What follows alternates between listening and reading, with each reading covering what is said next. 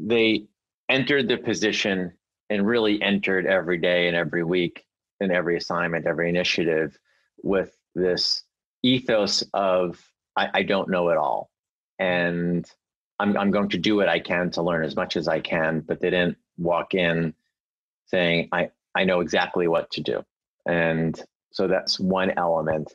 The other is that they were really, really proactive, and they almost anticipated the needs of their colleagues, of potentially other divisions, but most certainly their boss, and how to make her or his day-to-day life easier. Caution. Listening to this podcast may motivate you to make positive changes in your life, identify ways to accelerate your career trajectory, and develop a path towards financial freedom.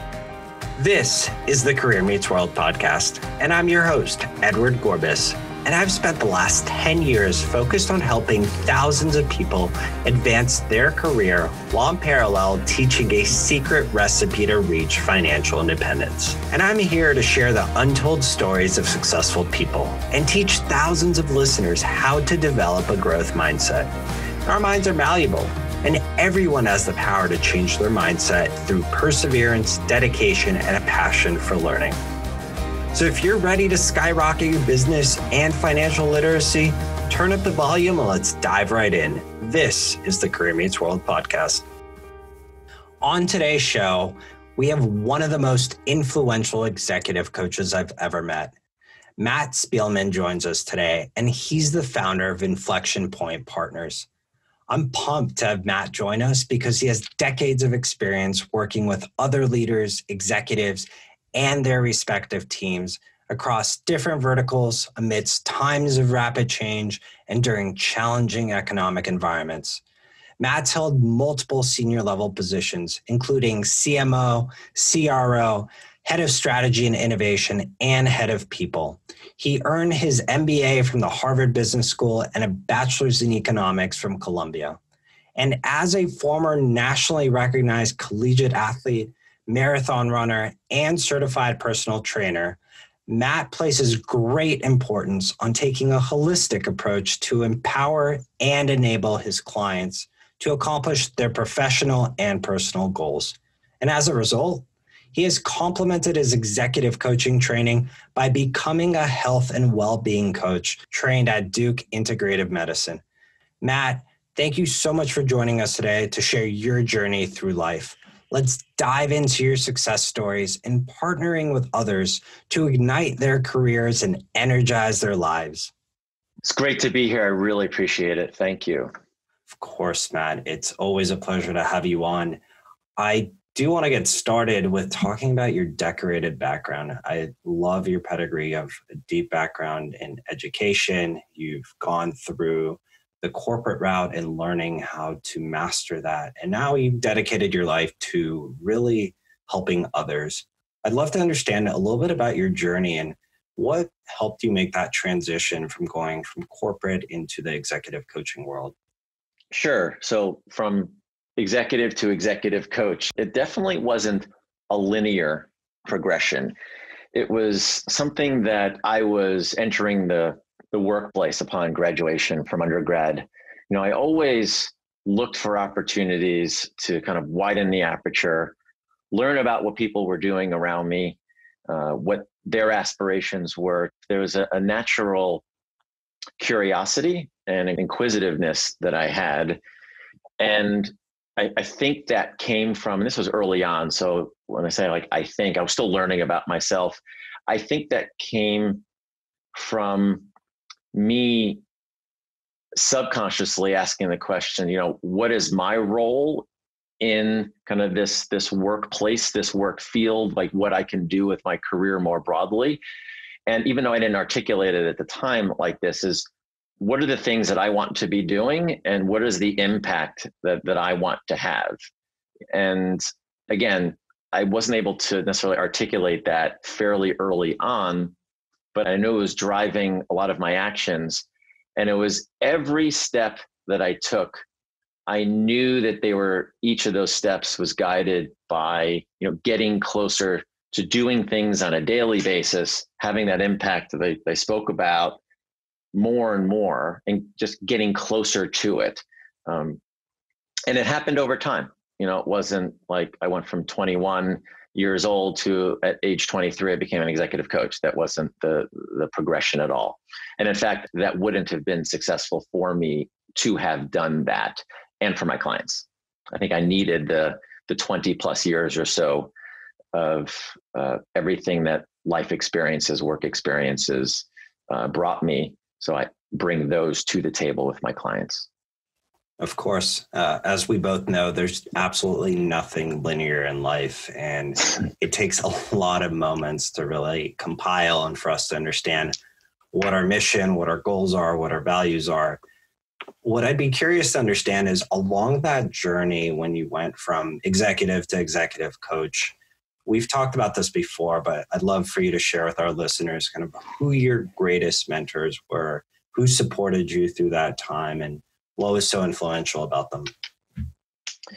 Yeah, it is a great question, and one that I'm smiling here, sort of thinking about, because I remember when I was interviewing for my positions kind of coming out of undergrad, college, I was looking at investment banks and fixed income sales and trading programs. And we had those sort of super Saturdays at all the best. We would have a series of interviews and they went quite well. I had been working part-time my junior and senior year while at college. So I was in the markets for an investment bank. I was in the markets. I knew what I was talking about. So I was able to answer all the questions. There was one question I couldn't answer. The interviewer asked me, so who are your role models? Who are your mentors? And I paused. Basically, my answer was, I sort of cobbled an answer together. And I said, I don't really have a role model or role models per se, not in the traditional sense.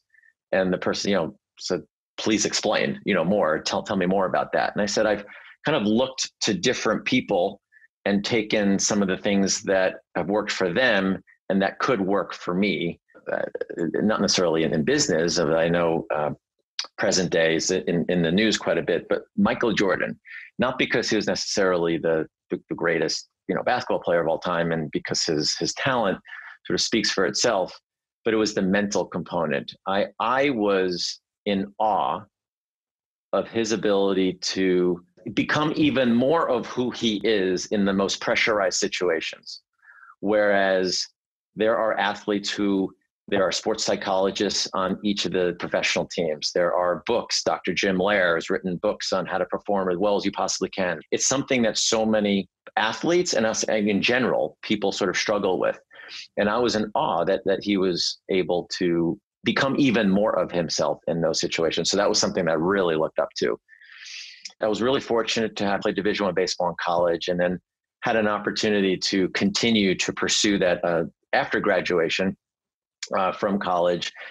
And along the way, we sometimes remember coaches that stand out. And for me, the Coach Paul Fernandez at Columbia University, who had been there forever and won over 400 games, he said something to me that sticks with me to this day. And seemingly every week it comes up in some form or fashion. After my sophomore year, I had shoulder surgery after injuring it during the season, the summer. And then I came back in the fall and I kind of worked hard and rehabbed. And for those who've done rehab, it's kind of a lonely experience, getting up really early in the morning and kind of sweating and toiling to kind of get back to what it is that you were doing before. And I remember passing by Coach Fernandez in the hallway and say, Coach, I've been working really hard and I'm going to win back the starting position this year. And he said, Matt, I've heard you've been working hard. That's great. And I wish you the best of luck, when we have tryouts again. And we'll see the performance on the field. And that sort of stuck with me in that, words are vapid and that it's really about results. And it's really about what somebody can produce. And that made its way into, I remember I was a salesperson for many years in my career, and it was less about the number of meetings that we went on and who we met with. And it was more about, okay, so what's the revenue that we're generating, right? That's even like the pipeline's important, but and be truly realistic about kind of the close rates. So we'll see it on the field from Coach Fernandez. And then I would have to say, just sort of round it out, my wife, whom I met at business school, And, she was a classmate, a friend. She's amazing. Like she's kind of my mentor, my advisor in many ways. She's also the mother of our two amazing and wonderful children. The strength of our partnership means everything to me. And it's often demonstrated, and it has been demonstrated throughout the 2 decades of marriage, but nowhere could it be seen in any greater way than 4.5 years ago, where I said to her, as chief marketing officer of this company, and things were going well, and sort of the career continues to build, where I really feel the most energy is seeing of people thrive and succeed and develop and grow. And for the last 3 or 4 years, I've been thinking about kind of working with people and partnering with them to sort of, again, to see them accomplish something of meaning. And that means sort of going back to school, doing it the right way, and to become an executive coach. Sure, at age 44, okay, quit your job, obviously in a positive way, but quit your job, no income, go back to school, and then X number of months later, launch a career. Sure, go ahead and do that. But she was 100% behind me. She knew that this was something that I very much wanted to do. She believed in me, and she knows a really sort of happy and passionate and energized Matt is a much better than sort of a frustrated and squelched Matt. I don't think that happens all the time in partnerships and relationships. And that just, made me feel that much more close to her. And I also felt like she believed in me and she had my back. So that's probably the most, it's hard for me I'm sort of struggling to come up with the words of how important her support was and continues to, and is for my career. That's incredible. There are so many incredible nuggets that you just shared from who your mentors were and the importance of recognizing that they can come in all different forms. But most importantly, it sounds like you have an incredibly supportive family and, more importantly, a wife throughout your journey as you made that career pivot. Like a lot of people buy a stereotypical car in their mid 40s or 50s, but it sounds like you decided it's time to help people and it's time to revolutionize my life. So that's what I admire about your story. Funny enough, you bring up Michael Jordan, and somebody that I adored when I was a kid and when I immigrated with my family in 1994 to Chicago. The Bulls were the hot ticket in town, and I didn't speak a word of English, but fortunately my dad put on the TV, and basketball was the only thing that I would watch and tolerate. And I learned a lot through those even early years of my life. And Michael Jordan always stuck out to me because he's, as you mentioned, arguably the best player of all time. What's incredible about Michael Jordan and what you mentioned about this notion of persistence and understanding what one values in their life. You've shared a story with me that is incredible, and it's about the Piano Man, and it's more specifically around how do we understand what we are good at in life and what our destiny is in life, and to make sure we pursue that destiny. So I'd love for you to expand on it, share us your version. It's incredible to hear every single time, and I'll let you take it away. Well, I appreciate that. And just before I jump into that, and thank you for teeing it up so well, the former shortstop of the Mets came to America when he was in the minor leagues, and he learned English through watching Friends. So you kind of learning the English words and the nuances of the language by watching Bull games is pretty interesting to me. Pretty amazing. So I remember this frenetic, energized, sort of crazed person sometime in late August of 1997, running from my dorm room to my classroom at Aldrich 109 at graduate school, where I went to business school, and running to my friend Greg and saying, Greg, what's your Piano Man? And he looked at me quizzically as if I had 3 eyes. And he said, well, what the hell are you talking about? And I said, well, and then I went into the story. So quickly, the night before, I was reading one of our business cases in preparation for a class the next day. And I had the TV in my gaze, where I could see it. And the volume was high enough where I could make out enough of the sound. And I saw 30-second advertisement on TV, and I Saw Billy Joel playing. I like to think it was Madison Square Garden, but I was in Boston, so maybe it wasn't, but it doesn't really matter. But he was playing Piano Man, and I heard the chorus of what I envisioned to be 18,000 people at Madison Square Garden singing Piano Man in unison, singing the song in unison. And for whatever, I put down my case, these three thoughts. The first thought, and they were kind of like in ascending order of importance. So the first thought was, wow, like probably be pretty amazing to be at that concert, to like have 18,000 people singing anything in unison is probably a bit of a spiritual experience. The second thought is, man, what if Billy Joel had decided not to become a musician? It's certainly not the path of least resistance, right? It's very challenging. I don't know what the odds are, pretty low, but it was something that he sort of felt like he needed to do. What if he didn't sit down and write that song and then the scores of other pretty amazing songs that become kind of the patch quilt of people's memories, experiences, childhoods, etc. The third one was a little bit more self-serving, and I think the most important, and I think why you're asking the question, which is, what is my version of the Piano Man, right? Not necessarily to write a song and sing it to 18,000 people at Madison Square Garden or the Fleet Center or whatever venue it might be, but I believe that each of us has, one, two, three or more, but at least sort of one version of that Piano Man. And it could be that. It could be being a second grade teacher where you currently live. It could be a stay-at-home dad, but it's what is most reflective of what it is that you really want to do, that you gravitate towards, where you have the most energy around, and then do what you can in order to find out what that is.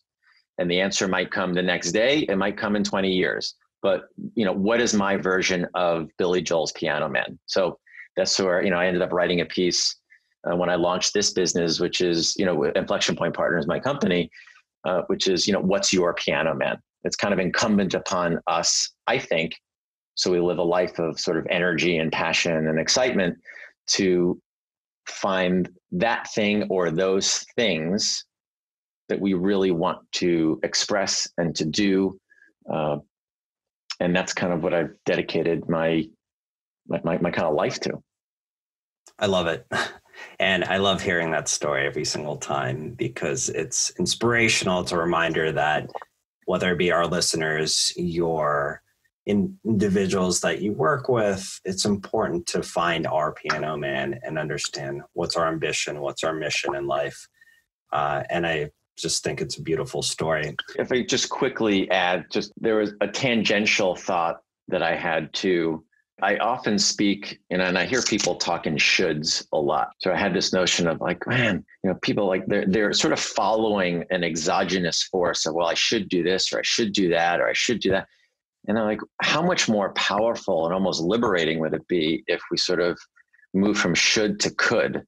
What could I do here? What are the possibilities, or what is possible? And once somebody asks, what could I do versus what should I do, there's almost like, as I mentioned, sort of liberating, and it sort of comes from within. It emanates from within. And sort of, I don't know, it's, I've tried it with several people and they're like, wow, well, yeah, that's really powerful. Like, what could I do? It opens up kind of the aperture of possibilities for that individual. And it's very much in the spirit of, what is my version of Piano Man, which is, what could I do with the time that I have in front of me?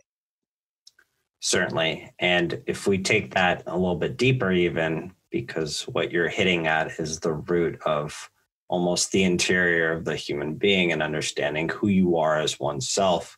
An important layer that you've included into your practice is this idea of a holistic understanding of an individual to optimize your performance and be the best version of yourself.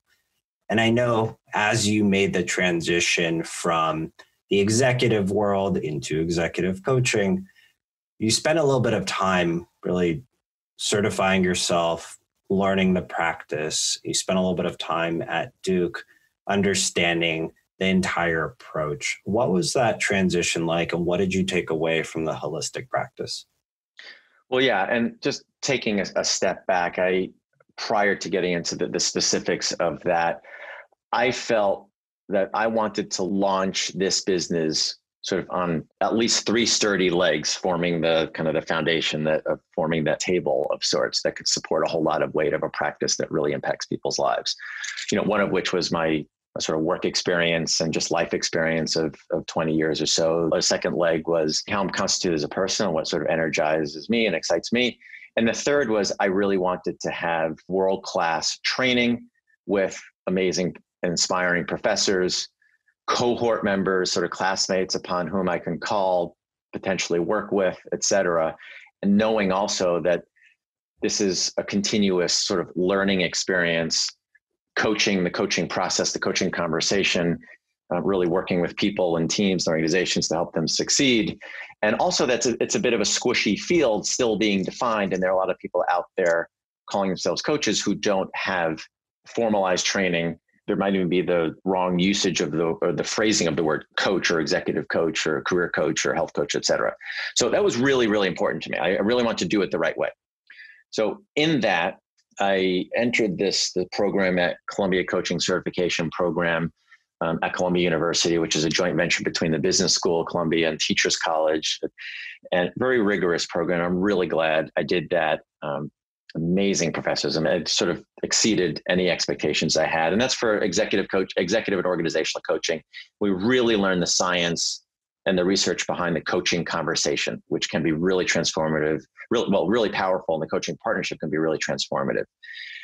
I then, in working with and partnering with people, and anybody, executives, people in career transition, people retiring, whatever the case may be, I realized that by the fourth or fifth session, we were no longer solely talking about necessarily preparing for a board meeting or assuming the first 90 days of a new position or what's the best way to do an all hands meeting or something like that. But it was more, Matt, I've been traveling, I'm tired, I'm not really exercising or moving the way I kind of want to. I have some lower back pain, I'm not really eating well, I'm having trouble working out, et cetera. I'm lethargic, I'm tired, et cetera. So I'm like, if I really want to work in service of the person in front of me, then I should get as familiar as I possibly can around sort of all those sort of facets of the wheel of life. And one of those wheels being sort of one's health and how he or she sort of shows up at work or shows up in life. And I once again did my research to find the most well thought of and highly regarded programs in sort of the health and well-being coaching, and Duke School of Integrated Medicine sort of was right at the very top. And I entered that and I completed that program, and it's like once again, it sort of the research paid off because it exceeded any expectations that I had. So nice complement to the executive and organizational coaching, the health and well-being coaching. And that is also buttressed by a certification in personal training, as well as a certification in nutrition. And you also caught me, I'm in week 3 of Stanford has a nutrition course, Stanford Medical School. And I'm in week 3 of week 8 of 8 weeks total of that particular program. So this is kind of a continuous learning, continuous development of myself. But these are important tools that I want to keep sharpening again to energize, help people accomplish things of great import to them. That will be a theme that will continue for the balance of, the balance of my career, the balance of my existence. I do believe that learning is a continuous process, and you've clearly embodied all of that, whether it be from your days early on at Columbia to Harvard Business School, then back to Columbia and to Duke, and now you're taking on even more coursework. I'd love for you to kind of walk through for our listeners your relationship with learning and education and what your recommendation would be for others as they maybe exit college or a few years beyond it, and really trying to understand, how do I find myself through life? I believe learning and education is a big part of that, but what are some of the tips that you could share with others? Yeah, so there are a couple of facts of life that exist today, so we take them as truisms, that really speak to the question that you just asked, which is, the one constant is change. And that if we are going to position ourselves for this constant of change, and we're seeing change even, happen more rapidly now at an increasing pace, what are we going to do in order to keep up with that change? And position ourselves to make ourselves as relevant and as resonant, as possible to our employers, to our teams, to ourselves, to our spouse, to our partners, to our kids, and which leads to sort of the next truism, sort of the fact that there's never been more information sort of readily at our fingertips, and courses that we can take and books that we could read or listen to if we're going on walks. And I think it's very easy to, just as change is scary for people, for the one constant is change sort of truism, there's an enormous amount of information. It almost like sipping water from a fire hose and can be overwhelming. So I think sort of putting a filtering mechanism over, well, what are the things that interest me, and just sort of, so instead of reading the entire Wall Street Journal, for example, there may be the A, B, or the C section. One of the sections is more about marketing and technology. And there's another section about the markets and what did the bond rates close at yesterday? And what is the one section or even the one area of one section that is of most interest to you? Of the 10,000 courses that you could take online, what might be one that you want to identify over the next 6 months that is of interest to you, that energizes you, that excites you? These are sort of phrasings that I use quite a bit because it's generally coming from within. Again, it's not a should, right? It's not, hey, Matt, you should be doing this or you should take this. Oh yeah, I really should be doing it. Should. If you ask us, what could I do now? What is of most interest to me? Let me look around the world and what are the information sources? Who are the people that are doing interesting things that I could reach out to and schedule a coffee, or in today's day and age, schedule a video session or a phone conversation? Just tell me what it's like on a day-to-day basis to kind of do your job. What do you look forward to kind of when you wake up? What are you looking forward to next year, as the position or as the company continues to develop? Just there's so much learning that can be done, especially today. People are so much more accessible. Information is so much more accessible. Courses are so much more accessible. It can quickly be paralytic in nature, but I think if it comes from a place of, what could I do? What interests me? What excites me? I think that's the best filtering mechanism to parse your way through the handful of things you may want to dig into, if it's on a quarterly goal that you may have or semi-annual, et cetera. Absolutely. And to go even deeper on that, I'm curious, what are some of your favorite books that you've read over time that have helped you kind of evolve and develop? What a great question. Great question. So there's so many, and you would laugh if you saw so it's like a pile of articles and books. And then of course, I have kind of the requisite iPad to read. So answering the question, there is an amazing book written by Marcus Buckingham and his partner, Kurt Kaufman, called First Break All the Rules, that one of my mentors, Matt Blumberg, and the founder of a company called Return Path, gave to me in 1999. And there's a couple of reasons why it's, I think, one of the better business books and more useful business books that has been written. One is it's steeped in data. I'm kind of a big data guy.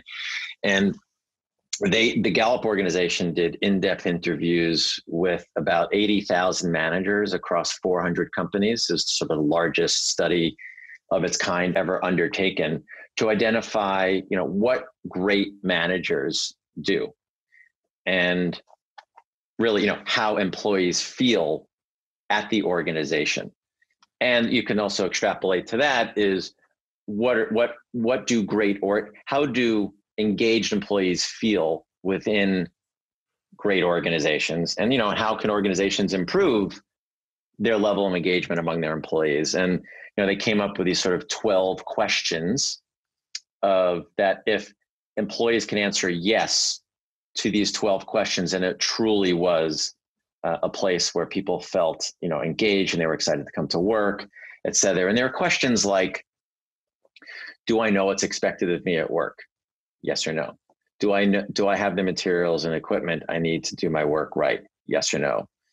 At work, do I have the opportunity to do what I do best every day? Yes or no. In the last 7 days, have I received recognition or praise for doing good work? Yes or no, et cetera, et cetera. So that's sort of as a manager, and I want to, or as an employee, and then ultimately a manager, for 20 years, I wanted to be the most effective. I wanted people to really like working on the team. And so I frequently used that book, and I included that in my goals when I wrote my goals for every year, that I wanted the folks on my team to be able to answer yes to over 80% of those, what I call the measuring stick, of those questions. So this is a book I read in 1999, but it's something that I refer to all the time.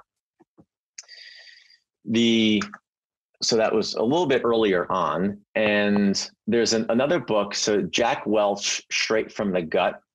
There was an element, there's many elements in that. And he was a really, truly amazing leader. The power of simplicity in messaging and sort of saying those sort of messages and mantras sort of over and over again, and the power of that within an organization. And I know when he got to GE, he quickly realized, he said, okay, my message is going to be, I'm just going to say it every day till I'm sort of sick of it and sort of blue in the face. We are going to be, each one of our divisions is going to stay a division if it's the number one or number two. I don't know whether it's number one, number two, or number three. I think it's the number one or number two in their respective standing. And if it's not, then we're going to shut down this division or sell it off.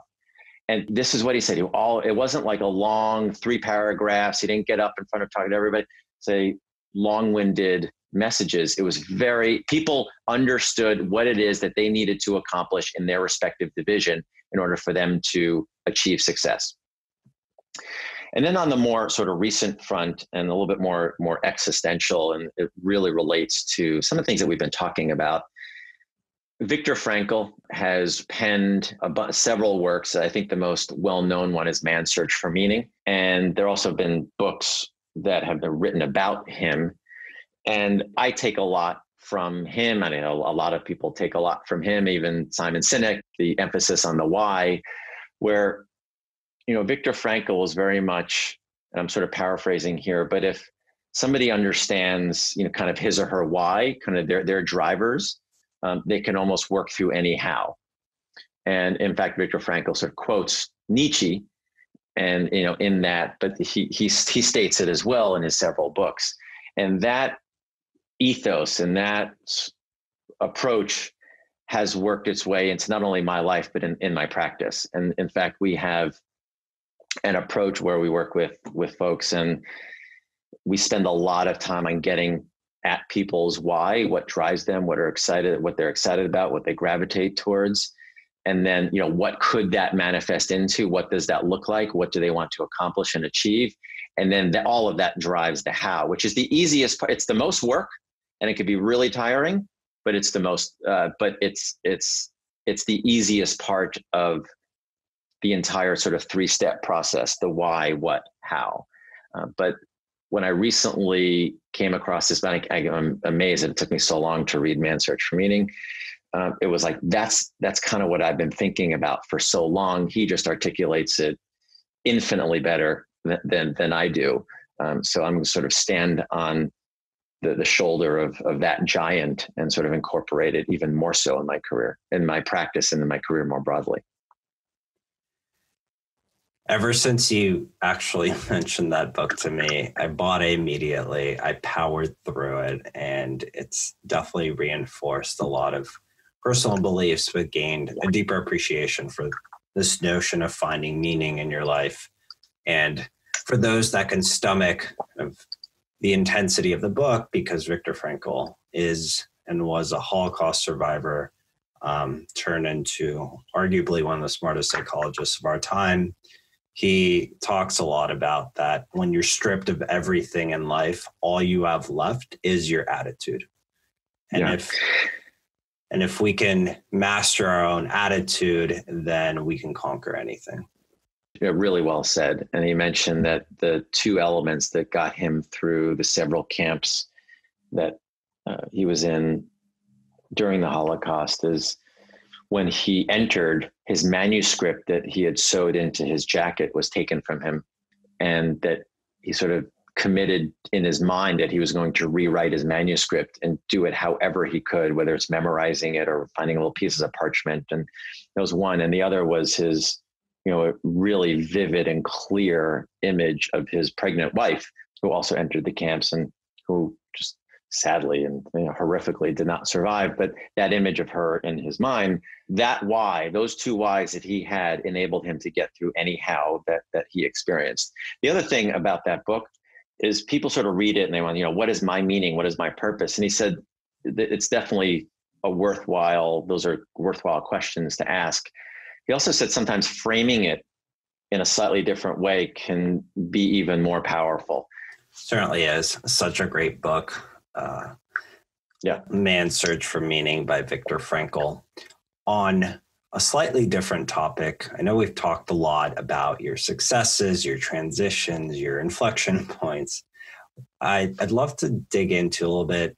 We all have very challenging moments in our lives, and oftentimes people shy away from talking about it, partly because our society praises all the good things, all the high moments in our lives.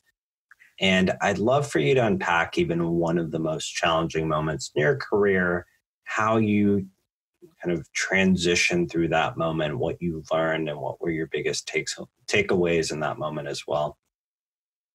It's a fantastic question in the sense of it's not often asked. And my most recent stint at a company called Return Path, where I was employee number 3 back in late 99, early 2000. And I stayed for 3 years, and I worked for this wonderful, who's become a mentor, advisor, and now a close friend.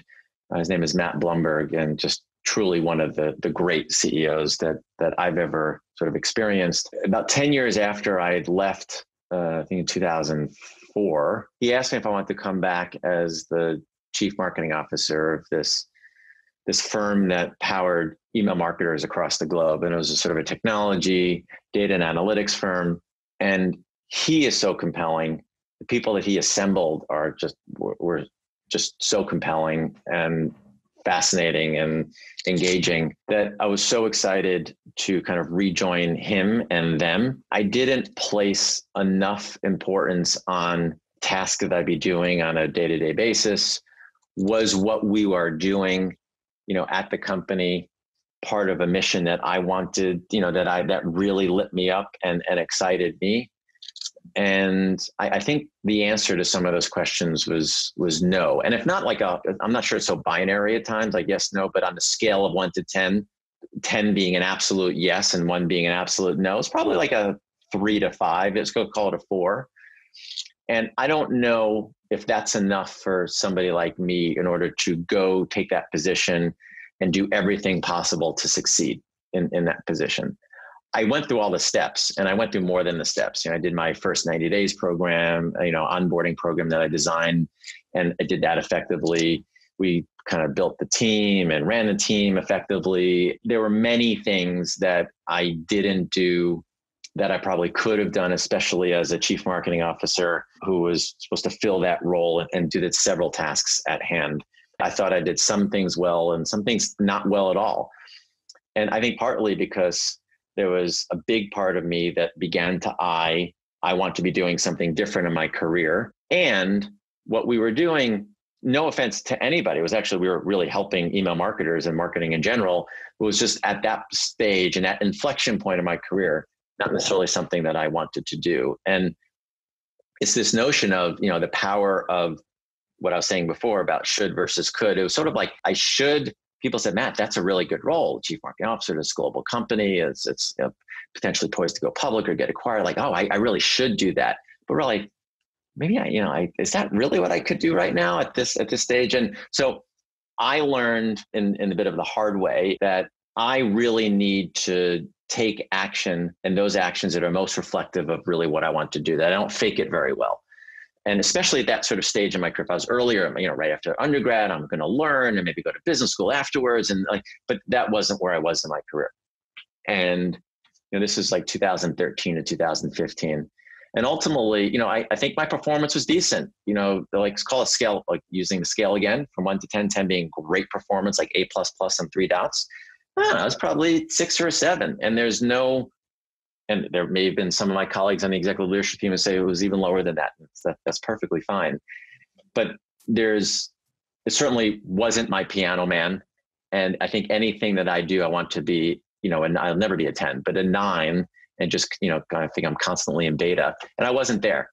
So Matt Blumberg, who become like I mentioned, a mentor and a dear friend, we had a really tough discussion, which is like, I don't think I'm cast correctly in this role. And he agreed, I don't think you're cast correctly in this role.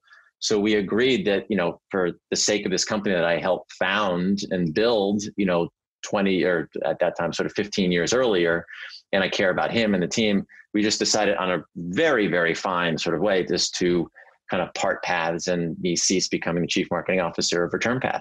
And they went on to be very successful, and they were acquired last year in a successful exit. And I'm so happy for him, the executive leadership team and the entire company. But that was one of those things where it was more of a should versus really addressing the question of what could I do that is most reflective of what I want to do at that time. Thank you for being so honest and open. And there's really 2 takeaways for me on that one. One, I'd argue probably everyone throughout their career will end up saying yes to jobs that might not quite feel right in their gut. But as you mentioned, they feel like they should take it because it seems like the right opportunity, or there's external pressure to take that role. What is part 2 of that is when we do take those types of roles, we end up learning an incredible amount about ourselves and what we care about, what we value. And clearly that was that moment for you. And right afterwards is where you ultimately made that transition into the world of executive coaching and took the right steps to become an incredible executive coach. So I want that to be a lesson for many people, that it's okay to take those roles, but it's important to understand ultimately what you can get from it, what you can learn, and walk away with those important lessons. Extremely well said. Much more articulate than what I expressed. So thank you for that. Of course, we're having fun with it. So you've managed many teams throughout your career, and clearly you've done it at many C-suite levels. You've seen a lot of successful people pass through your teams, get promoted, lead the companies, but let's focus on the A+ performers.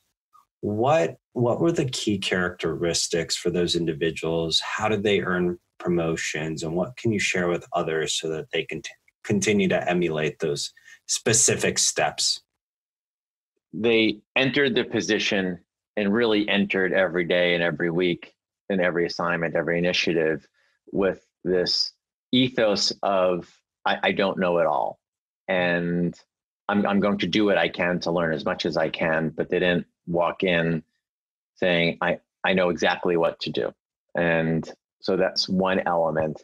The other is that they were really, really proactive, and they almost anticipated the needs of their colleagues, of potentially other divisions, but most certainly their boss, and how to make her or his day-to-day life easier. And also coming, in as it relates to the approach and interacting with the manager, of coming with a point of view. And it's okay to say, look, I had a question on the second assignment that we were talking about. My take would be to potentially approach it this way and doing this, this, and this. But I wanted to run that by you, as opposed to say, I had a question about what number 2, the second initiative here, what should I do? And so that. We spoke earlier about this sort of continuous learning. And I think even when on the job, and it depends on the size of the organization, but there may be many people, hey, I really like how Ed does that. I want to schedule coffee with him. Or I really like, that book that I read on effective, being an effective salesperson. I want to kind of start sort of honing my skill set there. So this spirit of, hey, maybe I can go take this leadership development program, at that particular organization, and let me figure out the way to pitch that to my manager and the head of learning and development. What can I do to continually sort of grow kind of who I am as an executive and as a person, are elements that really come. And, it's sort of all related to is generally nothing of huge consequence happens alone. So there is, there's the cliche, there's no I in team. I do think really meaningful things are iterative processes, and that the part of that sort of iterative nature is sort of ideas and workflow bouncing off of other people and ultimately getting to a better place. So teamwork, but I just sort of talked about it in a little bit more specificity, the power of team. Of course. And what you're alluding to ultimately is this notion of a growth mindset. Is it sounds like individuals on your team are always open to learning, to understanding and recognizing others who embodied what they may have wanted to become and what they valued. And it's important to learn from others. And any successful company on the planet certainly takes away this notion of teamwork. And it's clearly something that every single one of your successful performers had. Yeah. And I might just add, sort of bring back Coach Fernandez from my days sort of playing baseball. In our locker room, he had several sayings on the wall. And one of them I remember vividly was, you show me a person who's afraid to fail, and I'll show you somebody who will fail every time. I don't know if the person will fail every time, but also this notion of, this may not work out. I can't control everything that's going to happen here, but I'm not going to let that fear get in the way of that which I want to do. It's a beautiful quote, and thanks for sharing it with us. As you just mentioned, we will fail in our lives over and over and over again. And that's okay, because that's where a lot of these lessons come from. And we take so much away in taking risks and seeking out opportunities that we might not have, and just letting ourselves enjoy the process. That's the biggest part of this whole thing, is it's all a big process and we have to trust in it. And with that said, there are certainly many people in our lives that have helped us through these failures. You had hit on earlier on some of your personal mentors, and obviously Coach Fernandez was a huge part of your life. What are some of the current books, tools, resources that you like to use that help you on a consistent and daily basis?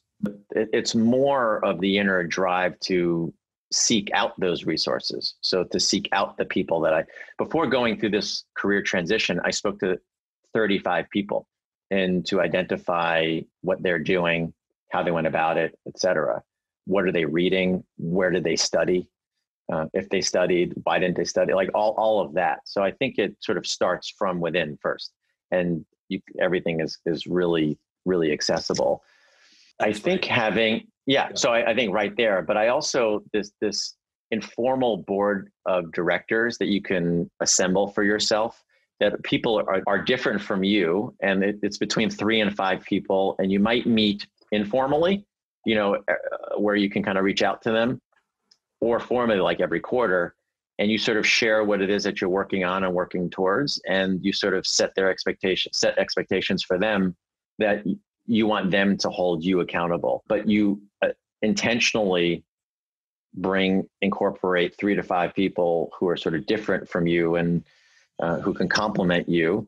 I think there was an HBR piece about this that triggered this idea, and I sort of created something for myself that kind of works, where I have 6 people actually that we do meet twice a year formally. When I say formally, not suit and tie, but it's a scheduled meeting. And then informally, I sort of reach out to them and engage them, and they're kind of like mentors, advisors, and they hold me accountable, and I share with them what I'm working on and working towards. I share my goals for the year, et cetera. That is a really effective sort of practice, or can be a really effective practice if used right. And it's arguably one of the most effective practices I've ever heard of. It was introduced to me a couple of years ago as well, and something I've instituted in my life. For anybody listening, I certainly would recommend the article. I'll share it out as a link. But with that being said, you have so much advice to share with a lot of different people, and we really appreciate you coming on to the show today. I do want to make sure that our listeners have an opportunity to reach out to you and stay in touch with you to continue to learn from a lot of your experiences. I know you're running your business, Inflection Point Partners, where people can easily reach out to you there. What are some other ways that people can connect with you? So I'm eminently accessible. It's funny, it's very fluid between sort of personal and professional life, because I sort of am doing what it is that I love on a daily basis. I'm just really lucky. So I don't mind reading the email or getting a text or talking on the phone about any and all of these particular topics. And partnering with people to help them work towards something that is really meaningful to them. So that said, people can reach out to me. I think emails probably, so it doesn't get lost. Sometimes if I get a bunch of texts, it doesn't sort of categorize as easily as sort of an email sort of box does. Matt and it's a bit of a mouthful, inflectionpointpartnersllc.com. Also, if people want to find me on LinkedIn, I'd love to hear from you. Drop me a note and we'll schedule a video or a phone call straight away. We have a lot of listeners on this show who are eager to either move up in their career or transition into a different role. What's the number one piece of advice that you would share in terms of helping others be successful? Generate 3 to 4 hypotheses of jobs that you might want to do and go out and test those hypotheses. The word hypothesis is used intentionally. You then need to be the catalyst, jump into the beaker, as we sort of saw in chemistry class in high school, start that sort of catalytic reaction with the vapor kind of flowing over the sides. And that means getting out there and testing the hypotheses. And the best way to test your hypotheses is to meet with people who are doing that particular job that you've laid out in, let's say, hypothesis 1, and hypothesis 2, and hypothesis 3, hypothesis 4. I'd sort of stop at 4. As you talk to, having coffee with them or talking to them on the phone or by video, you go in with intentionality about, here's the questions I want to ask. I want to get them talking about themselves and almost like try on the clothes to see how they look and they feel, to see if that hypothesis was sort of better on the rack or better on me. And based upon what it is that you're hearing from the person that you're talking to and the people that you're talking to, you can then go back to your hypotheses and you can either kind of refine them and maybe the language gets a little bit sharper. For example, I started out saying a hypothesis would be HR. The more I met with people, it'd be a chief human resources officer for a Fortune 500 company. Then it became an executive coach. So the language got sharper over time. So that's refining, kind of refuting, like, absolutely not. That's not something that I want to do. I thought that was something that I want to do. That's very helpful. And then corroborating. That right there is something, the way he describes it, the way she talks about, what she's looking forward to and what she's working on. That's the kind of thing and working around those types of people and that type of environment. That's what I want to do. And how do I talk to more people like that? One of the areas of pushback I get is, well, I don't have time to talk to so many people and do these informational discussions to test my hypotheses. You're much more likely to get the desired outcome if you position it as, hey, you know what? I want to learn about you, your career path, your position, and your organization. And then as you're sort of being intentional and asking incisive questions, if something is resonating loudly and it's very relevant to you and what you might want to do next, there's always the opportunity to ask that powerful question of, you know what, Matt, I really appreciate the time today. You've answered all my questions. I couldn't help but get excited about sort of putting myself in some of those answers there. What might be the best way to explore an opportunity within your organization? Not, do you have a job? That's the person's going to recoil and go into the corner. It's more, almost like figuratively putting your arm around the individual and saying, what's the best way to explore an opportunity within your organization? And it's repeatedly, and then ending every single conversation, assuming that there's interest in you in terms of exploring more. Who might be 2 other people that I could have a similar conversation with? And then so you're almost like moving from, if you have a whiteboard, moving from left to right, and just sort of this web of people keeps sort of growing, right? You start off with Matt. Matt recommends, refers you to 1, 2, or 3 people, let's say. But be specific. Who might be 2, 3? And then some on the spot, they'll come up with 1, 2, or 3. If you say, hey, can I reach out to you after to see if you recommend that I talk to some other people? Yeah, sure. Once people get back to their desk, it's over. It's over. They have lots of emails, et cetera. So right there on the spot. And you just keep engaging. You keep jumping into the beaker. You keep triggering that catalytic reaction. You keep testing those hypotheses, refining them, and the image of like your personal jigsaw puzzle, your career. I think those pieces only come when you start engaging other people. And the more conversations and even the more articles you read and the books you read and all that stuff is you gather more pieces of your jigsaw puzzle. And that's what you need. And in theory, the more pieces of the jigsaw puzzle that you gather, the clearer the image becomes. And you're much closer to that desired next step. Exactly. It sounds like networking is such a catalyst for growth in our lifetime.